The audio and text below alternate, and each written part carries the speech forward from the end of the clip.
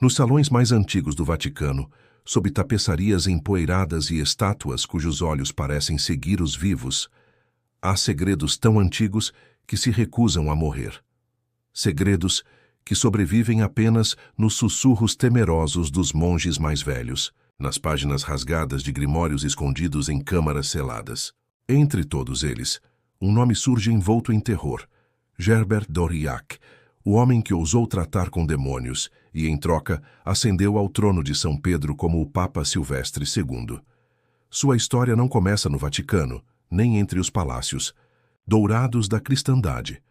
Ela começa em uma vila esquecida da França do século X, onde as noites eram tão escuras que pareciam engolir a alma, e os ventos sussurravam palavras que nenhum cristão se atreveria a repetir.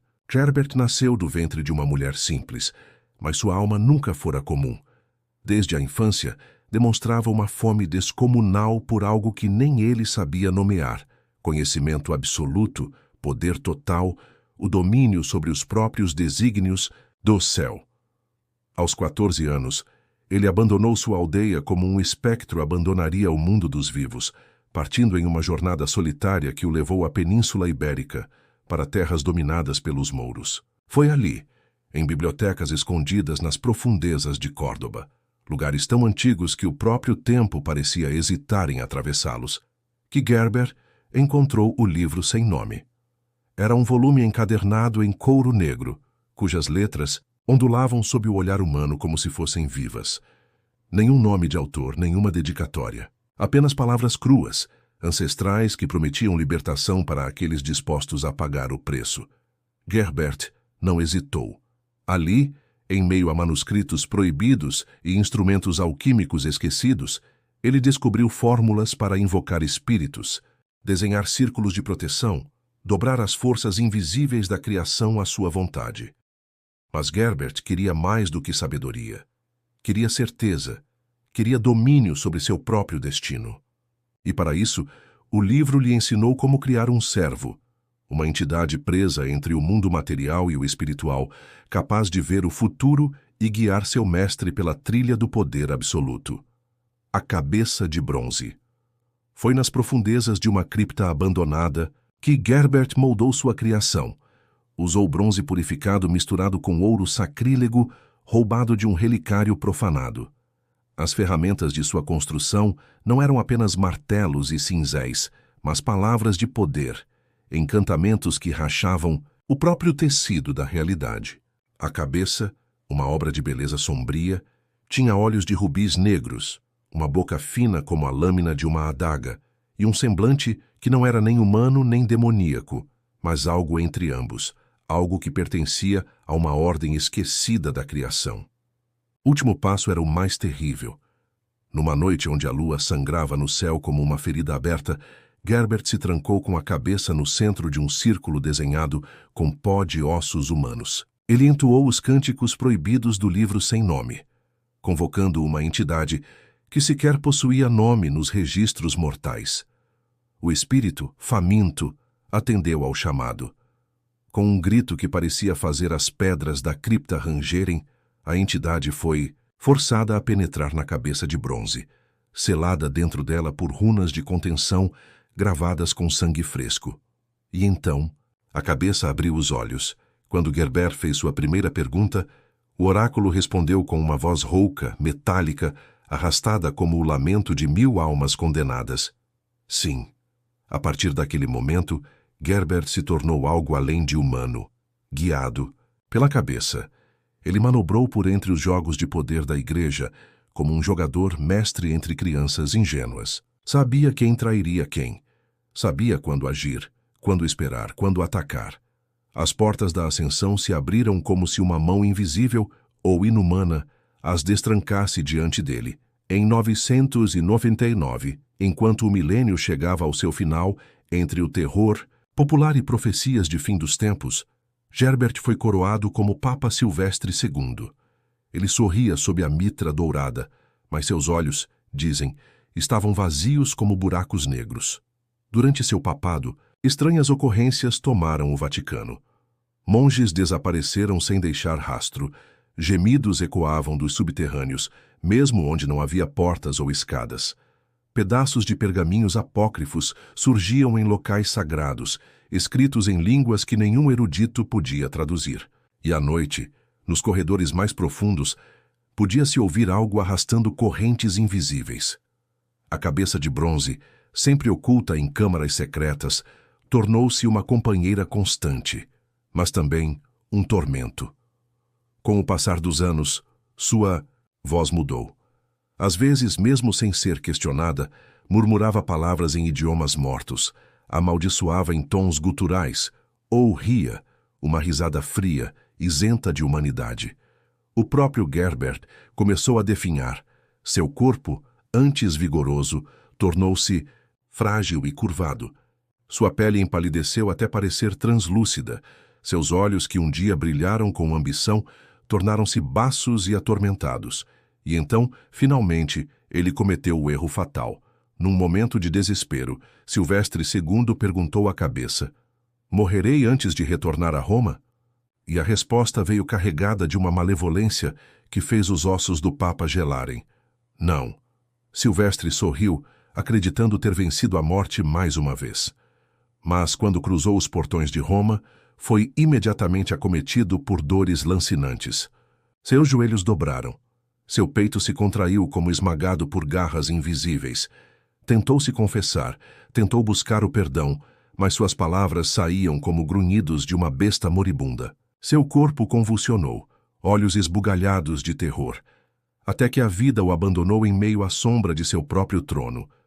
Com horror, os cardeais lacraram seu túmulo às pressas sob a Basílica de Latrão, selando-o com 7 fechaduras de ferro. Cabeça de bronze, no entanto, desapareceu. Alguns acreditam que foi roubada, outros que ela caminhou por si mesma para algum esconderijo nas catacumbas esquecidas.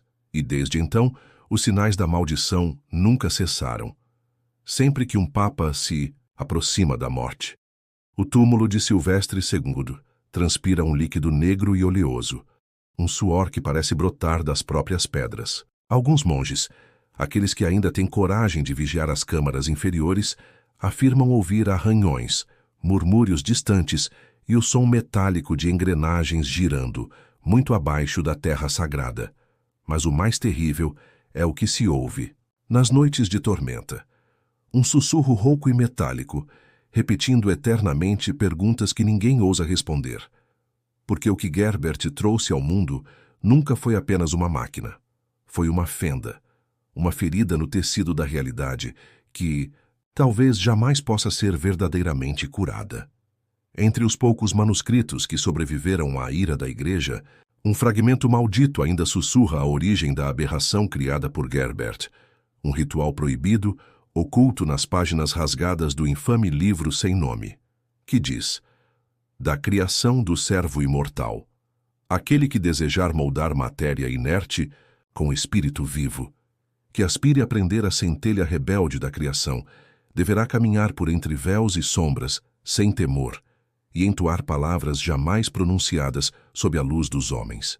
Tomarás bronze puro, fundido sob as 3 luas novas, misturado com ouro sagrado arrancado dos altares por mãos impuras. Modelarás a forma com sabedoria, semblante humano, mas sem alma, olhos ocos, que jamais piscarão, boca imóvel, pronta, para a palavra futura. No interior, traçarás com cinzel de ossos as runas que selam e aprisionam, a runa de obediência, a runa da visão e a runa do silêncio. Quando a noite for negra como as entranhas do abismo e os ventos se calarem, desenharás no chão o círculo de fogo com pó dos ossos de um justo e de um herege misturados.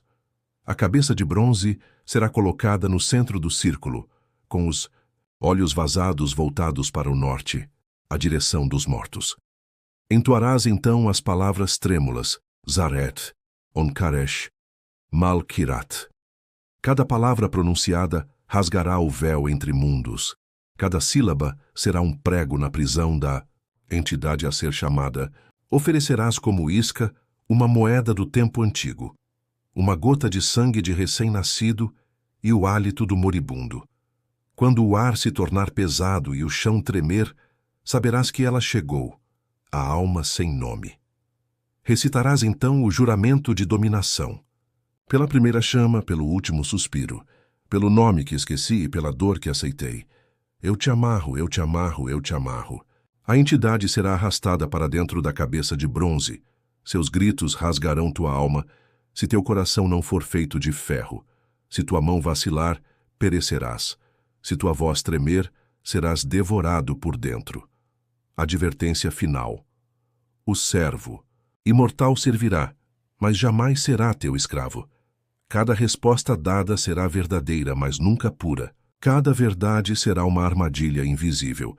Cada revelação, um fio da tua própria ruína. Lembra-te, a centelha sombria odeia a prisão e aguardará pacientemente o momento de rasgar tua carne e liberdade. E no final de todas as respostas, tu mesmo te tornarás a última pergunta, rabiscada em latim antigo de forma trêmula, no rodapé do fragmento. Não terminem o ritual. Não tragam a cabeça à vida. Deixem-na dormir. Ela ainda sussurra quando as noites são longas. Há rumores que durante o reinado de Silvestre II, o Vaticano estava mergulhado em uma atmosfera estranha. Dizem que, em noites silenciosas, algo incomum acontecia nas câmaras secretas, onde os papas não eram vistos, onde as sombras pareciam ganhar vida. E foi ali, nas profundezas do Vaticano, que alguns afirmam que o Papa fez sua última jogada fatal, não em busca de mais poder, mas tentando escapar da maldição que ele mesmo invocara. A profecia da vingança silenciosa começou a ser sussurrada por aqueles que estavam por perto. Ela dizia que, quando o Papa Silvestre II morresse, uma força escura surgiria do abismo do tempo para cobrar o preço do pacto realizado.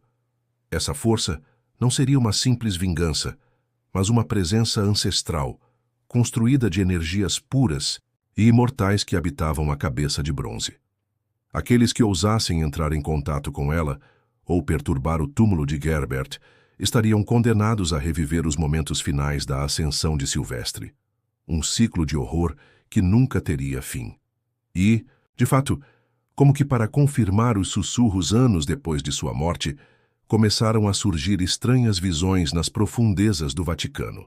Durante o pontificado de diversos papas seguintes, alguns relatavam ter sentido uma presença fria, quase invisível, que os observava nas sombras das câmaras secretas. Relatos de luzes piscando de maneira errática, ecos de vozes distantes que se entrelaçavam como se fossem fragmentos de um pesadelo nunca vivido, começaram a se acumular. Mas o pior de tudo era o que acontecia nas noites de tempestade. Nessas noites, quando os ventos uivavam e as árvores balançavam violentamente contra os muros do Vaticano, aqueles que se atreviam a ir até o túmulo de Silvestre II relataram ouvir algo que não deveria ser ouvido. Não era apenas o som de um eco ou de correntes sendo arrastadas. Era como se algo estivesse respondendo a perguntas que ninguém havia feito, algo que já sabia o futuro antes mesmo dele acontecer. Os sábios mais antigos, que estavam a par de muitas lendas esquecidas, começaram a notar a repetição de um estranho ritual de mudações temporais. Quando um novo papa se aproximava da morte, um som peculiar surgia no túmulo de Gerbert, um som tão antigo que parecia sugerir que o passado e o futuro se colidiam naquele instante. A lenda de que a cabeça de bronze continha não apenas o espírito de um demônio, mas um fragmento do próprio tempo, se espalhou como fogo. Algo aparentemente imortal estava preso em um ciclo, aguardando o momento certo para se libertar. Era como se Gerbert tivesse, na verdade, invocado algo que transcende a compreensão humana, um espelho distorcido do destino. E nos dias de hoje, em certos momentos em que o Vaticano mais se encontra imerso na escuridão da noite, aqueles que se atrevem a caminhar pelas catacumbas antigas juram ter visto uma luz fraca, uma pequena chama azul emanando de um ponto secreto no coração da basílica. Um sinal, talvez, de que o pacto de Silvestre ainda perdura, esperando por aquele que ousará, novamente, procurar a verdade oculta. Mas como qualquer ser que se atreve a tocar nas forças além da razão, o risco de nunca mais retornar ou de ser consumido pela sombra da maldição é absolutamente certo. Se você se atreveu a explorar os mistérios sombrios de Silvestre II e a maldição que ainda assombra o Vaticano, não deixe de curtir este vídeo e compartilhar com seus amigos. Mas cuidado! O pacto com o desconhecido nunca é esquecido. Inscreva-se no canal e ative o sininho para continuar desvendando os segredos mais obscuros que o mundo tenta esconder. Até o próximo encontro nas sombras.